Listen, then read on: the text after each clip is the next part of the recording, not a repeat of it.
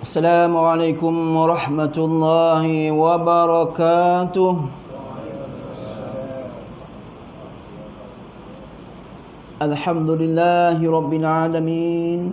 Wassalatu wassalamu ala asyrafil anbiya'il mursalin wa ala alihi wa sahbihi ajma'in. Subhanaka la ilma lana illa ma 'allamtana innaka antal alimul hakim. Rabbi shrah li sadri wa yassir li amri wahlul 'uqdatam min lisani yafqahu qawli. Rabbana iftah bainana wa bain qaumina bil haqqi wa anta khairul fatihin. Wa dzakir fa inna dzikra tanfa'ul mu'minin. Amma ba'd. Alhamdulillah, segala pujian dan kesyukuran marilah kita merafakkan kehadrat Allah Subhanahu wa taala, kerana pada malam ini dipertemukan kita lagi insya-Allah di dalam majlis ilmu. InsyaAllah pada malam ini kita akan sambungkan lagi pengajian kita, yang mana masih lagi dalam bab tentang muqaddimah, yakni tentang pengenalan dosa-dosa besar dan juga pengenalan tentang kitab Al-Kabair.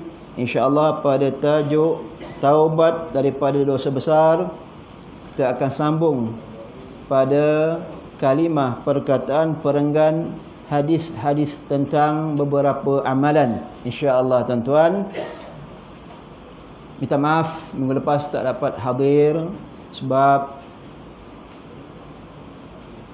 badan sihat tuan-tuan, gigi tak sihat. Maka tak sihatlah jawabnya.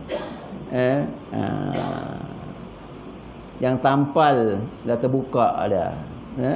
Tampal 7-8 tahun, sekarang dah 5 series. Mana tak terbukanya kan? Hari-hari mengunyah, lama-lama terbuka lah. Itulah yang dia godak-godakkan tu. Berdenyut-denyut. Kalau sakit lain tak apa, jangan sakit gigi. Kalau sakit gigi, bertambahlah sakit hati, kan? Kalau orang kampung dulu, kan, duduk rumah kampung, berjalan gegau, terasa denyutnya, kan? Sekarang rumah batu tak terasa. Ke rumah papan tu terasa, lentak kaki kawan ataupun keluarga lain, terasa dia punya denyut. Tu yang tak tahan tuan-tuan. Jadi alhamdulillah, pada malam ni dapat saya menyambung lagi pengajian kita tuan-tuan, insya-Allah. Okey tuan-tuan, hari ni dah bertambah dah balik angka ketiga. 3 angka dah sekarang tuan-tuan. Genap-genap je 100. Semalam 62 tak silap saya. Kita beramal lagi tuan-tuan. Itu sebab PKPP dilanjutkan sampai 31 Disember. Jadi jagalah SOP kita tu. Dan 3 perkara tu kena jaga. Itulah usaha dan ikhtiar kita. Vaksin tak ada lagi, belum ada lagi, belum disahkan. Walaupun dah ada, belum disahkan, belum lagi diuji, kan? Besok andai kata siapa yang dapat, negara dapat buat vaksin tu, saya kaya. Bukan juta saya, bilion tu. Dia punya vaksin tu tuan-tuan, bukan mudah. Memang setiap penyakit ada obatnya, cuma belum kita berjumpa dengan obatnya, kecuali tak ada obat, iaitu penyakit mati. Mati tak ada ubat tuan-tuan. Kalau tiba masanya, tiba timenya, maka jalan terus. Obat lain tak boleh jalan tuan-tuan. Kullu dawaan illal maut. Setiap penyakit semuanya ada obat, illal maut, kecuali mati, tak ada obatnya. Sebab umur kita, umur umat Nabi Muhammad 60 ke 70 tahun. Yang lebih itu subsidi, kan? Subsidi itulah yang kena jaga. Ada yang 80, ada 90 lebih, kan? Tak sedar lagi. Sedar-sedarlah 90 lebih, bertaubat pada Allah SWT. Allah dah berikan panjang umur, taubatlah, kan? tak habis lagi. Sedarlah, pergilah ke masjid buat ibadah, pergilah ke surau, ni masih lagi nak orang kata, kan? Faham-fahamlah. Jadi umur kita Allah panjangkan, biarlah dalam kebaikan. Carilah kebaikan seberapa banyak, sebab besok kita nak tuai besok dari akhirat. Sebab ad-dunya mazratul akhirah. Dunia ini tempat kita bercocok tanam. Tanamlah, carilah, galilah, tambahkanlah. Ni dah masuk hijrah ni. 1442, tapi masih tak berubah. Macam dulu juga. Azam tak lepas-lepas. Sejak 20 tahun azam tak lepas-lepas. Macam tu juga. Tak ubah-ubah. Pimai-pimai, tang tu juga. Kan? Ada orang macam ni tuan-tuan. Sebab kita kena ada usaha dan juga ikhtiar kita. Maka jagalah SOP yang telah ditetapkan. Mudah-mudahan dijauhkan daripada segala penyakit. Amalkan 4 doa ini apabila kita keluar rumah. Pertama, doa keluar daripada rumah. Bismillahirrahmanirrahim. Wala hawla wala quwwata illa billah. Kedua, kalau naik kenderaan, tak kira lah. Naik basikal ke, kayulah ke, motorlah ke, kakilah lah. Baca dah doa, tak apa. Atau doa naik kenderaan. Ketiga, doa apa? Iaitu doa tadi, iaitu Bismillah la yadhurru ma'asmi syai'un fil ardi wala fis sama' wa huwas sami'ul alim. Keempat, doa Allahumma inni a'udzubika minal baras wal junun wal juzam wa min sayyi'il asqam. Itu sebab saya selalu kena ingatkan, sebab ingat mengingat ini memberi faedah manfaat kepada kita orang mukmin. Sebab kita selalu lupa, selalu alpa, selalulah lalai. Padahal kadang-kadang kita buat sebenarnya. Kadang-kadang kita terlupa tuan-tuan. Jadi saya tolong ingatkan, sama-sama kita mengingati. Wa zakir fa inna zikra tanfa'ul mu'minin. Ada faedahnya tuan-tuan. Sebagai muqaddimah pada malam ini, tak payah panjang. Tak sampai 5 minit pun, insya-Allah kita akan masuk tajuk pada malam ini. Kalau ada masa kita cuba habiskan, kalau tak ada kita bawa pada minggu hadapan tuan-tuan. Mukaddimah sahaja dah makan 4-5 kali tuan-tuan. Belum lagi dia punya tajuk. Sebab saya kena terangkan apa yang ada dalam kitab ini, yang terkandung dalam kitab ini, yang mana kebanyakannya hadis-hadis sahih, hasan sahih, dan juga metodologi dia tentang apakah pengisian dalam kitab Al-Kabair. Sebab ada kitab Al-Kabair yang telah duplicate ataupun yang telah salin oleh orang-orang yang tidak bertanggungjawab. Kitab pun ada orang nak duplicate, kitab pun ada orang nak istilah maksudnya mencetak kitab orang lain. Bukan filem saja ada cetak rompak, kitab pun ada cetak rompak tuan-tuan, kan? Sekarang macam-macam perkara yang berlaku tuan-tuan. Okey, terlihat pada taubat daripada dosa-dosa besar. Telah saya sebutkan bahawa syarat-syarat taubat pada dosa besar, iaitu yang pertama mesti ada 4 perkara, iaitu taubat nafsuha. Ya ayyuhallazina amanu tubu ilallahi taubatan nafsuha. Yang bermaksud, wahai orang-orang beriman, bertaubatlah kamu dengan taubat yang semurni-murninya. Taubat yang sebenar-benarnya. Bukan taubat, hari ini taubat, besok buat. Hari ini taubat, besok lagi buat. Lama-lama taubat buat, maka kita telah mempermainkan Allah Subhanahu wa taala tuan-tuan. Kalau taubat, biarlah taubat yang sebenar-benarnya tuan-tuan. Okey. Yang ini yang pertama sebagai pengulangan, yakni menyesal atas dosa yang dilakukan sebelum ini. Mesti ada rasa kesal. Dah tak nak buat lagi dah. Jazam pada diri kita, iltizam, berazam, tak akan buat lagi mencuri, tak akan buat berzina lagi, tak akan membuat fitnah pada orang lain, tak akan lagi menuduh perempuan yang baik melakukan dosa. Itu antara. perkara-perkara yang wajib kita bertaubat kepada Allah Ta'ala, yang mana perkara tersebut boleh tergolong daripada antara dosa-dosa besar kepada Allah Subhanahu wa Ta'ala, tuan-tuan. Jadi kita rasa menyesal atas dosa yang dilakukan sebelum ini, itu syarat yang pertama. Kemudian syarat yang kedua, meninggalkannya kerana takutkan Allah. Kenapa takutkan Allah? Azab Allah Ta'ala besok. Bukan di dunia saja, di akhirat. Andai kata di dunia Allah belum beri lagi balasannya, kafaranya belum, di akhirat besok Allah akan memberi kafaranya, tuan-tuan. Memberi azabnya, memberi apa? Dendanya, tuan-tuan.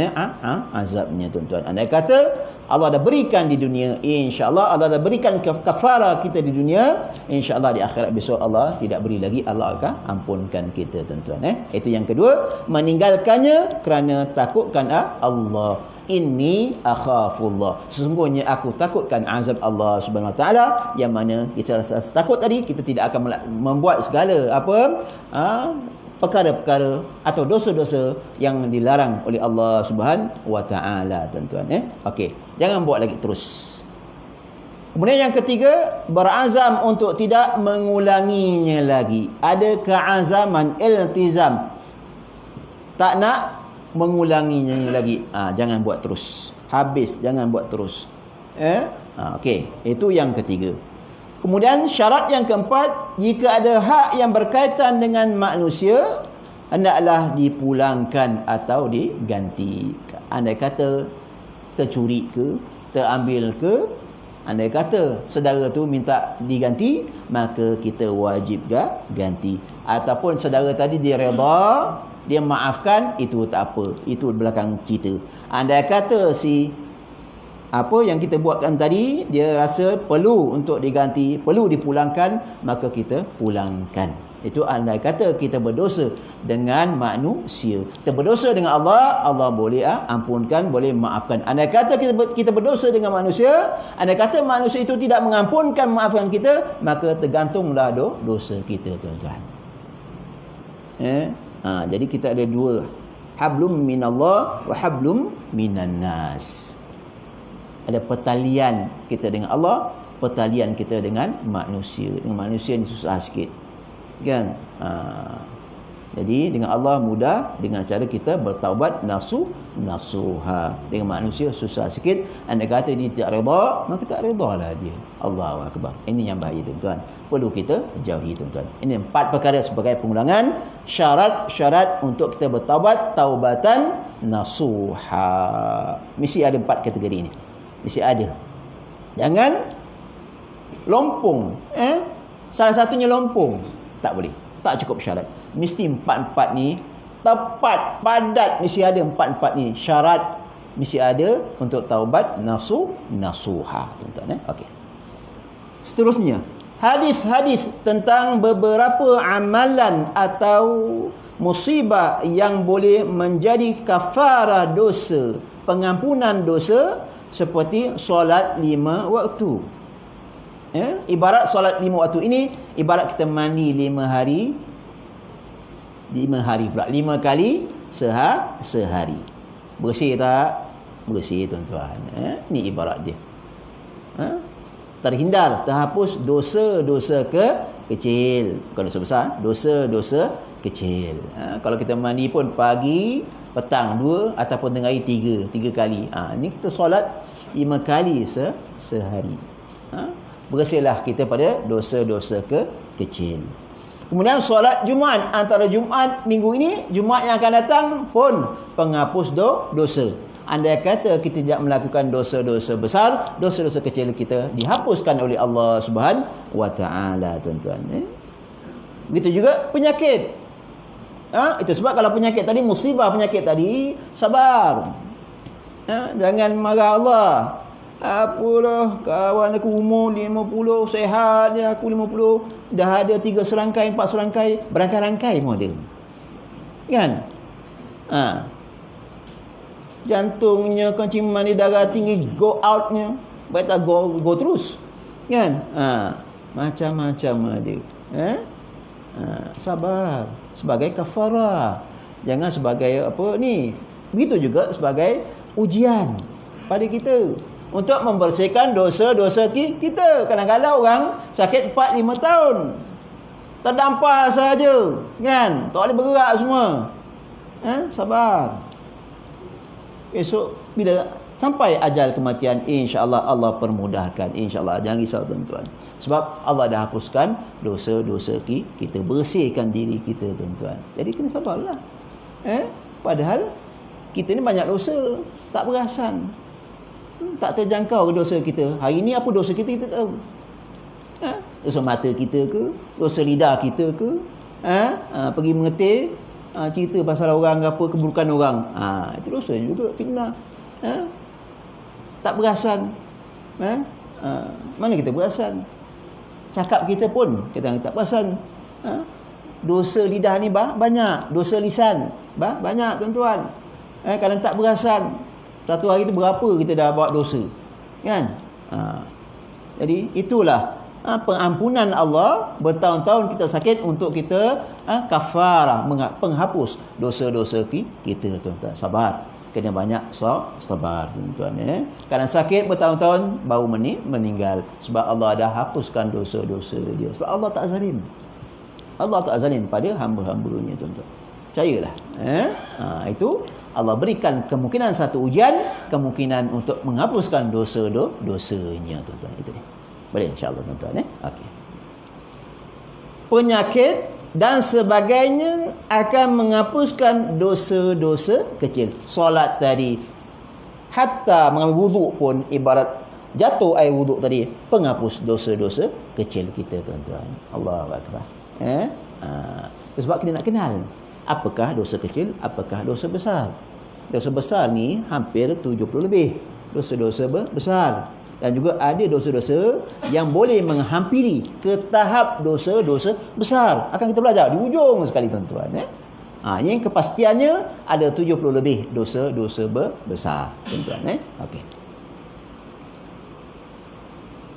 Diriwayatkan daripada Abu Hurairah, Rasulullah sallallahu alaihi wasallam bersabda, "As-salatul khams wal jumu'atu ila jumu'ah kafaratul lima bainahunna malam tughshal kabair." Yang bermaksud solat 5 waktu dan solat Jumaat ke solat Jumaat yang seterusnya adalah kafarah. Betul-betul sebut, bukan kifarah. Tasbih kafarah, bukan tasbih kifarah. Sebagai kafarah, penghapus dosa, bukan kifarah tuan-tuan. Sebutan tu kena betul. Solat 5 waktu dan solat Jumaat ke solat Jumaat yang seterusnya adalah kafarah kepada dosa yang berlaku antara dua tempohnya selagi dosa-dosa besar tidak dilakukan. Maka terhapuslah dosa-dosa kecil kita tuan-tuan. Okey. Jadi kita nak tahu, nak kenal apakah dosa besar. InsyaAllah kita akan masuk pada minggu yang akan datang tuan-tuan. Okey. Jadi solat tadi penghapus dosa-dosa kecil kita tu. Inna solata tanha 'anil fahsya'i wal munkar. Sungguh solat tadi mencegah pada fahsya', iaitu kekejian ataupun kemungkaran. Kalau orang solat juga tak ubah pun sama je orang solat. Padahal dia solat sama je. Postmortem lah, berdasar-dasar. Kenapa aku solat pun masih lagi buat kemungkaran, masih buat lagi kekejian, mengumpat lagi, kan, memfitnah lagi, mengadu domba lagi. Dia solat kan ni? Sebab solat tadi kualitinya kurang, ataupun ditakuti tiada kualiti solat kita tuan-tuan. Itu kita kena lihat. Sebab Allah mengatakan inna solata tatanha 'anil fahsya' wal munkar. Sungguh solat tadi mencegah. Inna maksud takkid, menguatkan, mencegah daripada kemungkaran dan perkara keburukan. Solat juga, puasa juga, tapi buat juga perkara-perkara yang mungkar. Kenapa? Cek balik solat kita. Betul ke tak betul kita solat? Padahal kita dah solat 70-80 tahun. Cek balik bagaimana cara kita berwuduk. Cek balik bagaimana kita beristinja. Cek balik bagaimana kita mandi wajib. Lihat balik. Kenapa? Dah 70 ni. Dah goyang-goyang ni, kan? Masih lagi tak berubah. Kena cek tuan-tuan. Allah mengatakan inna salata tanha 'anil fahsya'i wal munkar. Ini Al-Quran menceritakan Okey, insya-Allah. Riwayat Muslim, hadis sahih tuan-tuan Okey. Jadi solat 5 waktu tadi dan juga Jumaat ke Jumaat penghapus dosa kecil selagi tidak kita lakukan dosa-dosa besar tuan-tuan Ini hadis sahih. Riwayat Imam Muslim. Seterusnya, bagi dosa besar yang mempunyai hukuman had ataupun hudud, had, jumhur sepakat fuqaha, ahli fiqh ataupun ulama fiqh berpendapat bahawa hukuman itu boleh menjadi kafarah kepada dosa tersebut ataupun dosa terbabit.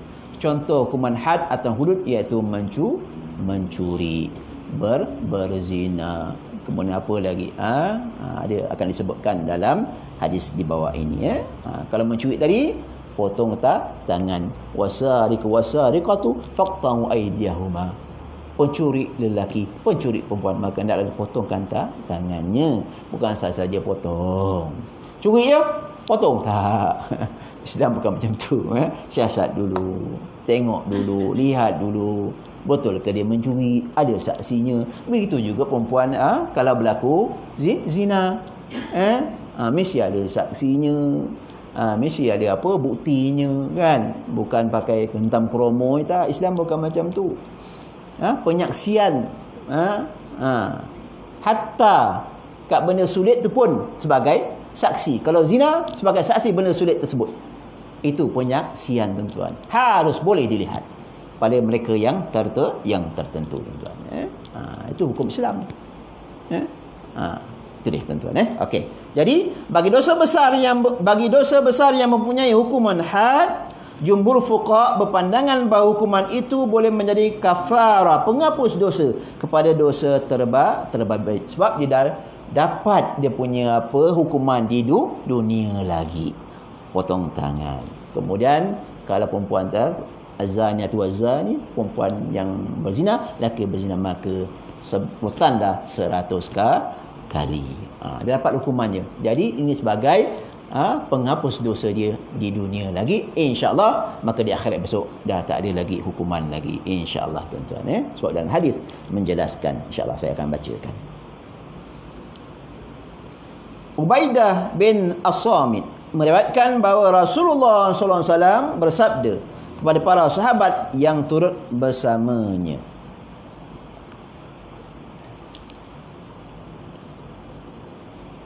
tubayi'uni ala alla tusyriku billahi syai'a wa la tasriqu wa la taznu wa la taqtulu awladakum wa la ta'tu bi buhtanin taftarunahu baina aydikum wa arjulikum wa la ta'su fi ma'ruf faman wafa minkum fa ajruhu 'ala Allah wa man asaba min zalika syai'a fa uqiba fid dunya fa huwa kaffaratul lah wa man asaba min zalika syai'a fa satarahu Allah fa amruhu ila Allah in syaa aqabahu wa in syaa afa anhu. Yang bermaksud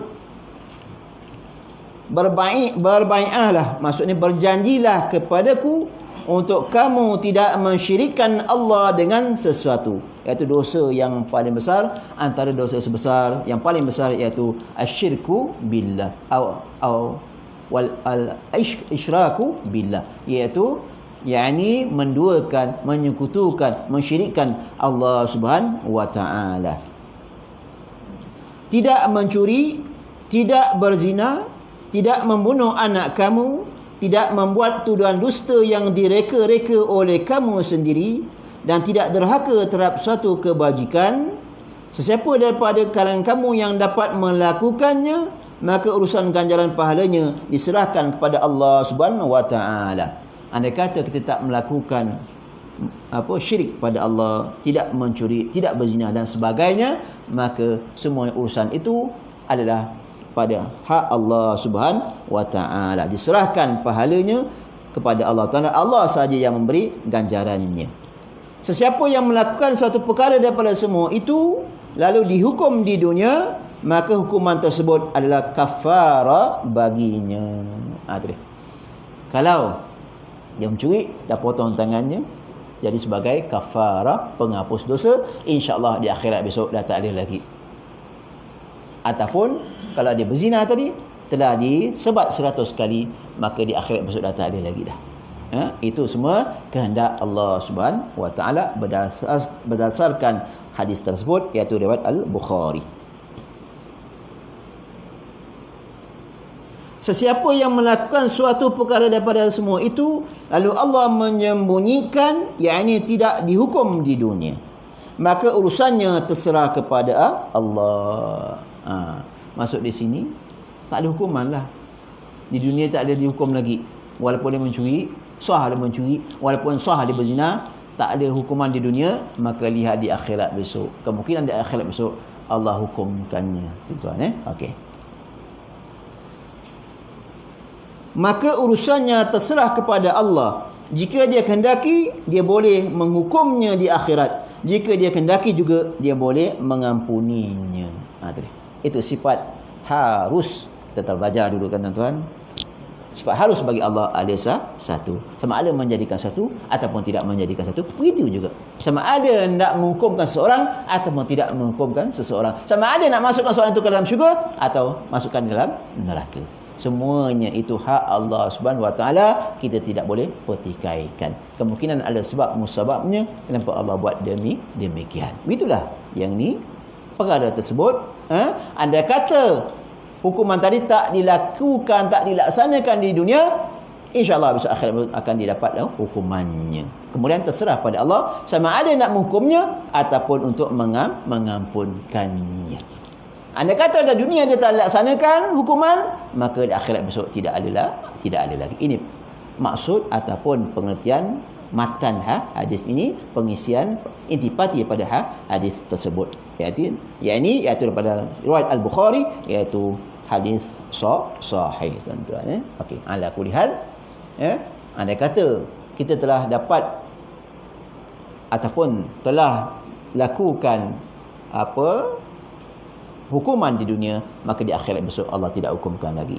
Kemudian anda kata tak dilakukan hukuman dunia, insya-Allah akhirat besok akan berlaku ataupun kemungkinan Allah akan mengampuninya. Itu semua hak Allah Subhanahu wa taala tuan-tuan. Okey, itu hadis yang panjang riwayat Al-Bukhari, iaitu hadis sahih.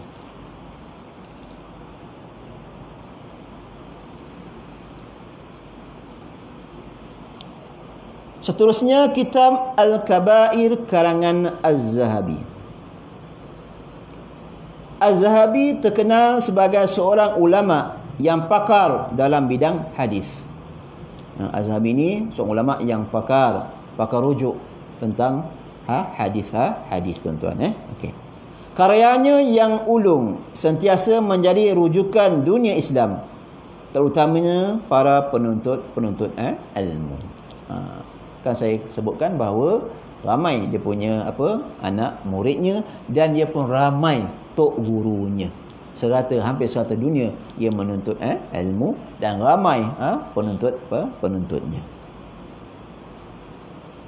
Dalam isu dosa-dosa besar, beliau telah mengarang sebuah kitab bertajuk Al-Kabair. Ini dia yang kita baca sekarang tuan-tuan, yang menghimpunkan sejumlah dosa yang mengandungi balasan buruk di dunia dan juga akhirat. Anda kata dunia tak dibalas, maka akan dibalas di akhirat nanti tuan-tuan. Kita berpandu kepada hadis tersebut tuan-tuan yang telah kita bacakan tadi. Bersumberkan dari Al-Quran dan juga hadis yang sahih ataupun hasan sahih. Rujukannya Al-Quran dan juga hadis yang sahih dan juga hasan sahih. Bukan hadis maudhu', bukan hadis palsu, bukan hadis syaz, bukan hadis ahad, bukan hadis yang lain, ataupun bukan hadis dhaif. Semuanya adalah hadis-hadis yang sahih dan juga hasan sahih, martabatnya tinggi. Dhaif tak dimasukkan di dalam kitab tersebut. InsyaAllah.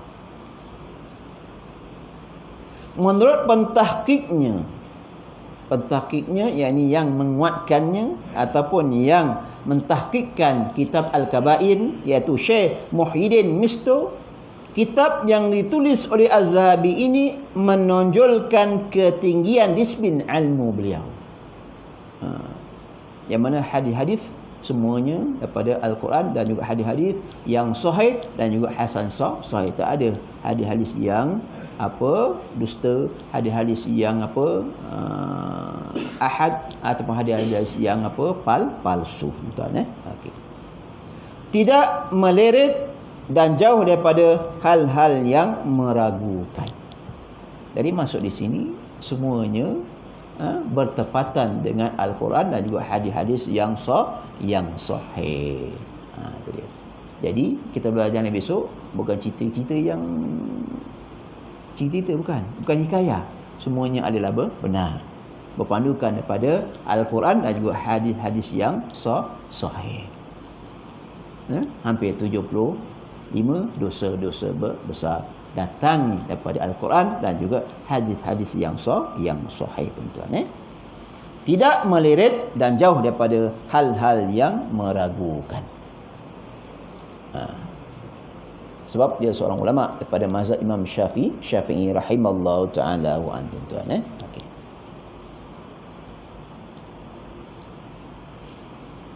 Teruskan lagi.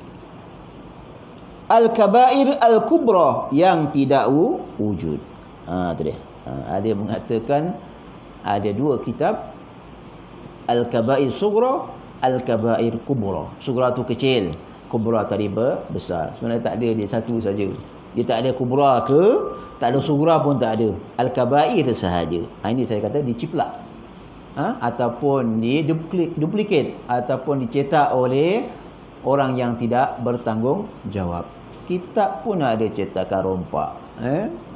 Nak dapat nama. Lepas tu kalau cetak kau pakai nama orang asal. Kan? Jadi kena tengok betul-betul. Sebab kena lihat inilah kitabnya. Yang lain jangan cari. Kalau ada pun cari yang walaupun kulit tak sama, cari pengisiannya yang sama. Ditakuti kita baca kitab yang meragukan. Ini kitab cetakan daripada Telaga apa ni? Telaga Biru Telaga Biru, tuan-tuan. Jangan cari Telaga Kuning, Telaga Hijau, jangan. Telaga Biru saja. Tuan-tuan. Okey. Cari cetakan Telaga Biru. Jangan cari kitab yang lain. Walaupun tengok sama dia punya kulit dia kan. Kadang-kadang pengisian dia tak sah lain, tuan-tuan. Okey. Al-Kabair Al-Kubra yang tidak wujud. Pun begitu, ada suatu karya Al-Kabair sudah dicetak. Tengok. Sudah dicetak. Tak tahu dah sampai ke tak sampai, tak tahulah. Itu kena lihat. Tuan. Yang dinisbahkan, dibangsakan kepada Az-Zahabi. Maksud digunakan nama Az-Zahabi. Padahal bukan dia. Inilah kitabnya. Diterjemahkan. Asal kitabnya dalam bahasa Arab. Kita orang Melayu mana faham bahasa Arab. Saya pun bukan faham sangat bahasa Arab. Tak pergi Arab pun. Tengok orang Arab je. Tak pergi Arab pun. Tak sompet nak pergi Arab. Tak ada rezeki nak pergi Arab. Pergi Malaysia je. Memang ada hajat. Dah siap dah pasport dah. Konon-konon dapat dah. Kemudian tak ada rezeki. Tak ada dah pergi, tuan-tuan. Pergilah kat Melaka je belajar. Kat Malaysia saja, tuan-tuan. Mana-mana pun sama juga. Ilmu yang penting ilmu tersebut, tuan-tuan. Okey. Namun dipenuhi dengan hadis yang sangat lemah, bahkan palsu. Sangat lemah rawinya. Kemudian bahkan palsu, hadis yang dibuat ataupun hadis yang direka-reka. Tadi. Tak kuatlah. Dia punya buktinya, hujahnya, dalilnya tidak kuat. Hikayat-hikayat yang direka-reka. Ada cerita-cerita pula yang direka-reka. Tapi dalam kitab Al-Kaba'ir ni dia tak ada cerita. Cerita pun bukan cerita yang direka-reka, bukan cerita yang melerit. Dia ceritanya masuk di sini, hadis ini tadi tepat. Tidak berbentuk hikayat. Hikayat ni bentuk cerita, tuan-tuan, ya. Tidak ada, tuan-tuan, ya. Okey. Hikayat-hikayat yang direka-reka, kata-kata nasihat dan syair, tuan-tuan, ya. Tak ada pun dalam syair. Saya lihat bertemu syair-syair pun dah dalam ni tak ada, tuan-tuan, ya. Okey. Kitab yang didakwa sebagai karya Az-Zahabi ini mengandungi lebih daripada 40 hadis yang palsu. Ada banyak 40 hadis yang palsu, ditakuti kalau kita percaya, habislah kita. Sebab itu merupakan hadis palsu, bukan hadis sahih, kan? Serta dinisbahkan, dibangsakan kepada Rasulullah sallallahu alaihi wasallam secara pasti. Masuk di sini tadi qala Rasulullah sallallahu alaihi wasallam. Pada hadis tadi hadis palsu. Pada Rasulullah SAW tak pernah melafazkan, menyebutkan. Maksudnya hadis-hadis yang direka, dia buat-buat. Itu dikatakan hadis maudhu' ataupun hadis palsu, tuan-tuan. Okey, itu kena faham. Kena tahu. Kena belajar tahap hadis. Apakah dikatakan hadis sahih, hadis hasan sahih, hadis dhaif, hadis maudhu'. Banyak pening kepala, tuan-tuan. Kan? Kena dah veteran ni. Mana nak masuk? Fiqh nak belajar, kan? Tauhid nak belajar, kan? Sirah nak belajar, kan? Tak apalah, belajarlah, kan? Masa muda tak dapat nak belajar. Masa tua lah, masa veteran lah, dapat kita belajar. Masuk tak masuk belakang kiri. Janji kita tak tahu, tuan-tuan. Janji tak dapat 100% pun, 50% pun jadilah. Biasalah kita ni dah berumur, veteran, tak semua boleh dapat, tuan-tuan. Sedangkan kita belajar pun kadang-kadang pun terlopeh, kan? Tersangkut juga, kan? Apatah lagi kita dah berumur ni. Mana yang boleh kita on saja, tuan-tuan. Insya-Allah. Moga-moga sekurang-kurangnya dapatlah, walaupun sedikit itulah yang kita amalkan. Walaupun tak dapat banyak, dapat sedikit pun jadilah sedikit itulah yang kita amalkan buat hari-hari, tuan-tuan. Kalau banyak pun memang tak tergejau kita nak buat yang sedikit, tetapi istiqamah berterusan, insya-Allah, tuan-tuan. Okey. Sedangkan Az-Zahabi sendiri pernah menyatakan kepalsuannya dalam kitabnya seperti Mizan Al-I'tidal. Az-Zahabi sendiri menyatakan kepalsuannya. Tak ada. Yakni tak ada Al-Kabair Al-Kubra. Tak ada. Kubra pun tak ada, Sughra pun tak ada. Yang ada ini sahaja, Al-Kabair, iaitu dosa-dosa besar. Tak ada Kubra, tak ada Sughra. Ni pandai-pandai nak cetak rompak, kan? Jangan. Okey.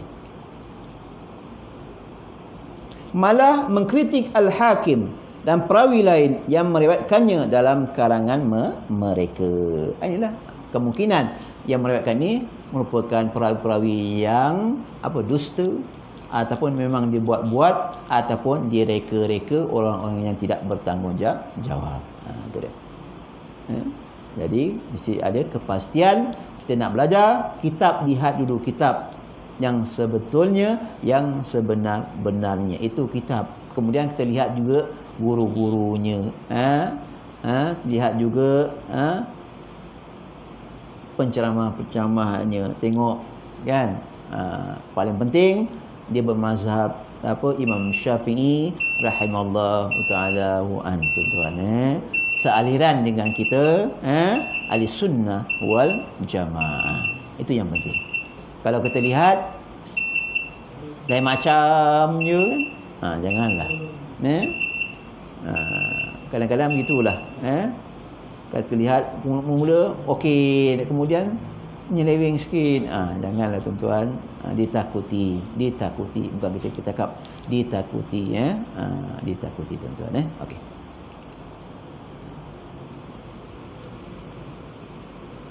Ibnu Hajar Al-Haytami menyebutkan dalam kitabnya Az-Zawajir an i'tiraf al-kabair, beliau mendapati ada sebuah kitab berkenaan dosa-dosa besar yang dinisbahkan kepada Az-Zahabi, namun tulisannya merendahkan kredibiliti beliau sebagai ulama agung pada zamannya.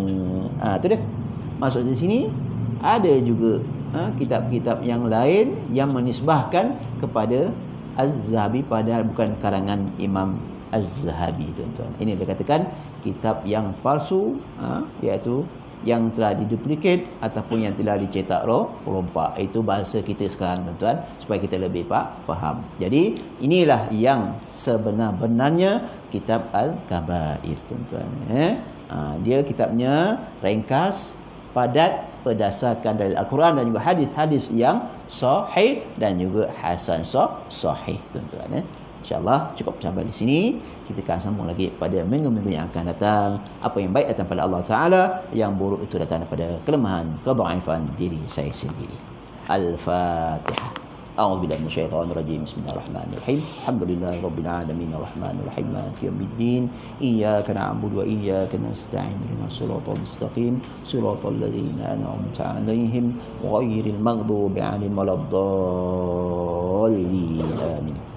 أعوذ بالله من الشيطان الرجيم بسم الله الرحمن الرحيم الحمد لله رب العالمين والصلاة والسلام على أشرف الأنبياء المرسلين وعلى آله وصحبه أجمعين اللهم ارحمنا بالقرآن العظيم واجعله لنا إماما وهدى ورحمة اللهم ذكرنا مما نسينا وعما جهلنا وارزقنا تلاوته آناء الليل وأطراف النهار واجعله حجة لنا يا مولانا يا أرحم الراحمين ربنا يسرنا ولا تعسرنا ربنا زدنا علما ربنا آتنا في الدنيا حسنة وفي الآخرة حسنة وقنا عذاب النار وصلى الله على سيدنا محمد وآخر دعواهم أن الحمد لله رب العالمين تقبل الله منا ومنكم.